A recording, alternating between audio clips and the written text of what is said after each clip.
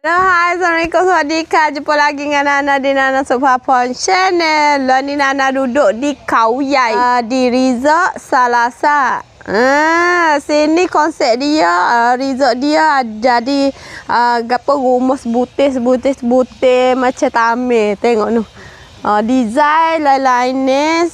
Ni design kayu sebelah ni, nanti kita nak bawa kita tengok. Ni jenis rumah tamer gitu.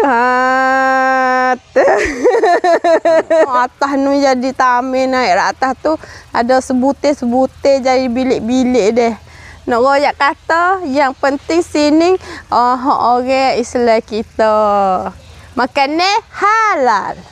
Okey, ni bilik besar untuk 2 katil mari dengan keluarga.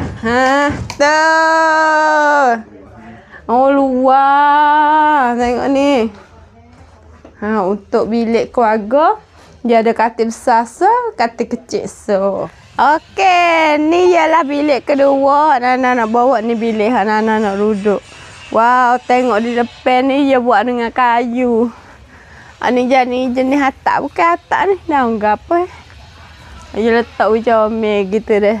So depan okey, alhamdulillah comel. Nanti kita nak tengok dalam pula. Mari kita nak tengok dalam bilik pula lagu mana.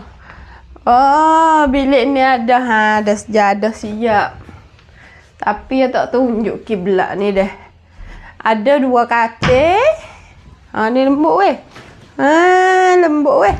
Ni satu bilik family juga, katil besar satu, katil kecil satu, ada aircon, ada zon makan kafe, makan kopi sini. Ada peti sejuk. Mari masuk dalam. Sini jadi zon tandah nak. Okey, lah ni kita duduk di kedai resort di apa nama?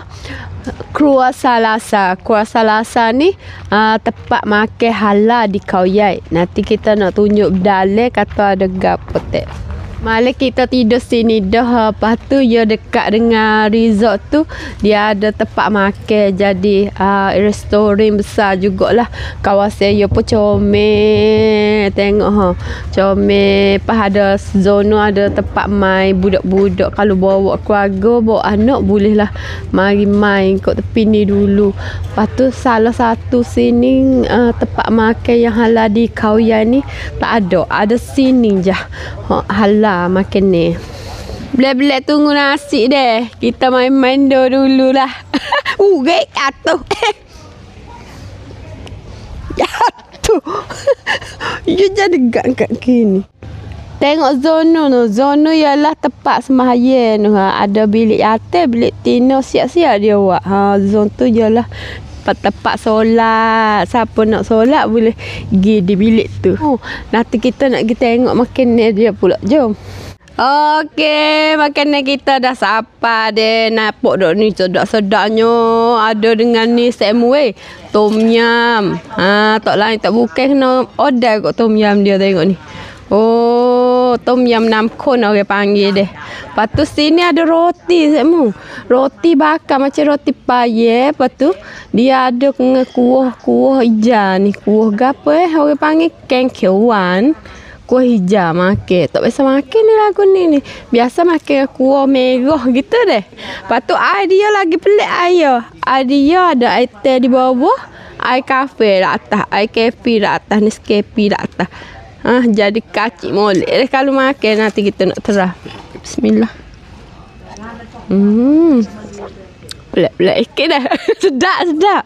Lepas tu ni ada air goreng kita dah. Lepas tu ikan 3 rasa. Lepas tu ni gapo ni, kerabu. Kerabu buah gapo orang panggil ni?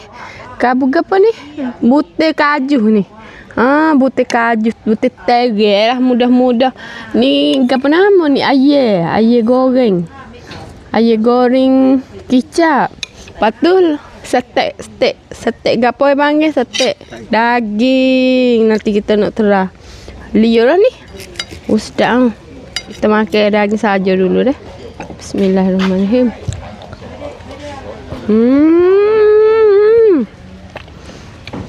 Sedap lagi ya.